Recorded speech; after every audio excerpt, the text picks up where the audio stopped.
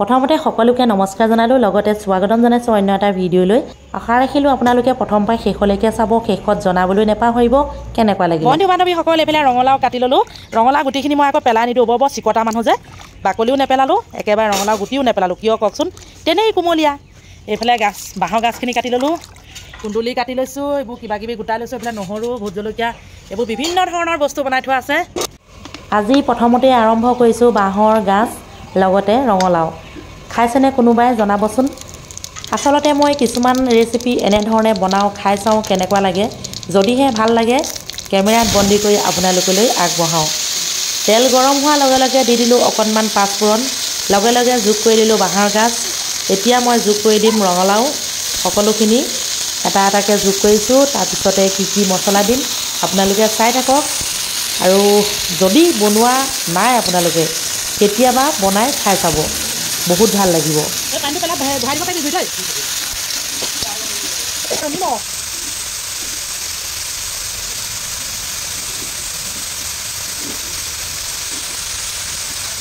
যদিহে আমি ঘৰত খাবলৈ বনাওঁ, এনেধৰণে গোটা জলকীয়া দিয়াটো আমাৰ ঘৰত নিয়ম। মানে আমাৰ ফেমিলি কোনেও জ্বলা বেছি নাখায়, মোৰ মানুহজনে খাই ভাল পায়, তেওঁৰ বাবে গোটাকৈ মই দি দিওঁ।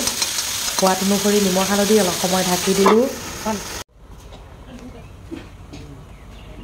বন্ধু বান্ধৱীসকল, ইয়াত যে মই গৰম পানী যোগ কৰিলোঁ, সেইটোহে আপোনালোকক দেখুওৱা নহ'ল। অকণমান সময় ঢাকনটো ৰাখিলোঁ, তাৰপিছতে অলপ লৰালোঁ, পিছতে গৰম পানী যোগ কৰি দিলোঁ। সেইটো স্কিপ হৈ গ'ল, মানে আপোনালোকক দেখুৱাবলৈ নহ'ল। আনফালে মই ইয়াত আৰু কি মছলা দিম সেয়া আপোনালোকক দেখুৱাব বিচাৰিছোঁ। ইয়াত ডালচেনি, লং, ইলাচি, মানে এইটো ঘৰতে ৰেডি কৰা মানে মছলা, এনেধৰণে মই থৈ দিওঁ। যিকোনো চব্জি বনালে অলপ অলপ যোগ কৰি দিওঁ, খাই বহুতেই ভাল লাগে, গোন্ধটো ভাল লাগে, সেয়েহে আপোনালোকক দেখুৱাইছোঁ। এতিয়া মই অকণমান যোগ কৰি দিম।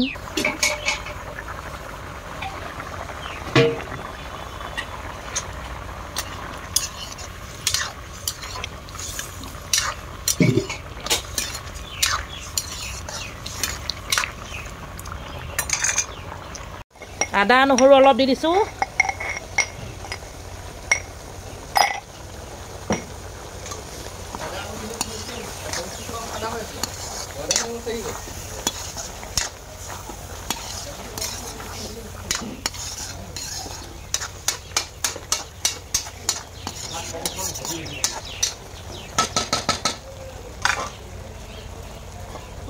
এতিয়া মই বনাবলৈ লৈছোঁ কুন্দুলি অকণমান, দেখিলেই সোৱাদ অনুসৰি নিমখ যোগ কৰিলোঁ,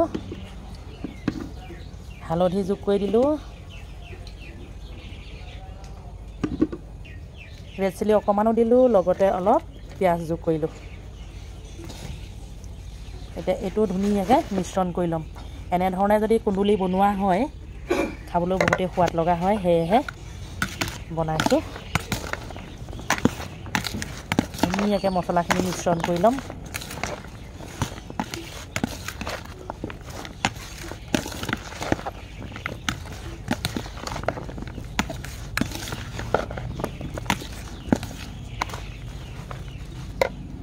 এইফালে এটা কেৰাহী পাতিলোঁ, তেল গৰম হৈ গ'ল ইতিমধ্যে। লাহেকৈ যোগ কৰি দিলোঁ কুন্দুলি।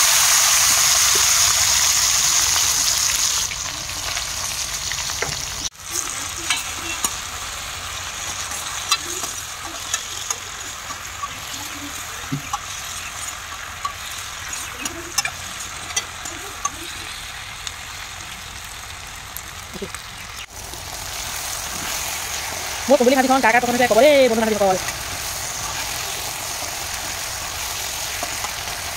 যিটো কেৰাহীত মই ভাজি আছোঁ, এইটো মই বিশালৰ পৰা আনিছিলোঁ।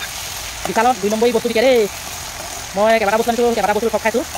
আকৌ ঘূৰাইও দিয়া নাই, তেহেঁতক একো আপত্তিও কৰা নাই আৰু, কিন্তু অকণমান 2 নম্বৰী বস্তু দিছে বুলি গম পাইছোঁ আৰু।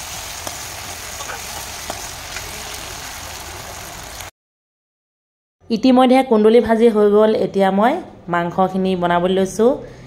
মাংসত যোগ কৰি দিলোঁ নিমখ হালধি, লগতে পিঁয়াজ, নিমখ আৰু হালধি সোৱাদ অনুসৰি, অকণমান সৰিয়হৰ তেল।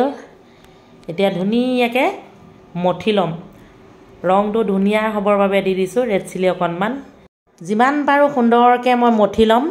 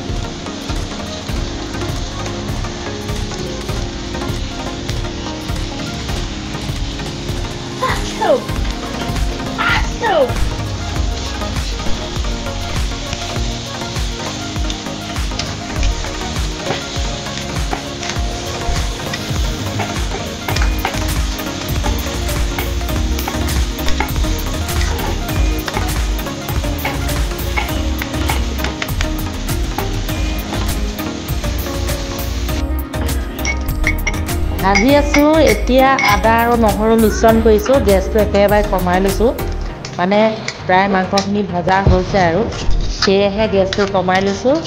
আদা নহৰু মিশ্ৰণ কৰি দিছোঁ। দেখিলে আপোনালোকে পিঁয়াজ অলপমান তেলতে দি দিলোঁ আৰু লগতে অলপমান ইয়াতে সানিও ল'লোঁ আৰু পিঁয়াজখিনি সুন্দৰকৈ গলি গ'ল। এতিয়া 2 মিনিটমান গেছৰ ওপৰত ৰাখিম, তাৰপৰা লাহেকৈ নমাই দিম। শেষত এতিয়া যোগ কৰিছোঁ মই মান ধনিয়া, এইফালে ৰঙালাও আৰু বাঁহৰ গাজ, এইফালে কুন্দুলি আৰু লগতে এয়া ভাতৰ চব্জি কোমোৰা। কেনেকুৱা লাগিলে মোৰ আজি তৰকাৰীখন? কুন্দুলি, আনফালে বাঁহৰ গাজ ৰঙালাও, এইফালে আকৌ ব্ৰইলাৰ মাংস, আনফালে আপোনালোকে দেখিলে এয়া কোমোৰা চব্জি, এয়া হৈছে ভেন্দি। এয়া অৱশ্যে আপোনালোকক দেখুওৱা নহ'ল আৰু ভেন্দি সুন্দৰকৈ জলকীয়া পিঁয়াজ দি ভাজিছোঁ। বন্ধু বান্ধৱীসকল, আচলতে আমাৰ হোটেলৰ আজি কাৰিকৰজন নাই। কাৰিকৰ কামখিনি ময়ে কৰিলোঁ, লগতে আপোনালোকলৈও কেমেৰাত বন্দী কৰি দেখুৱালোঁ। কেনেকুৱা লাগিলে জনাবলৈ নাপাহৰিব।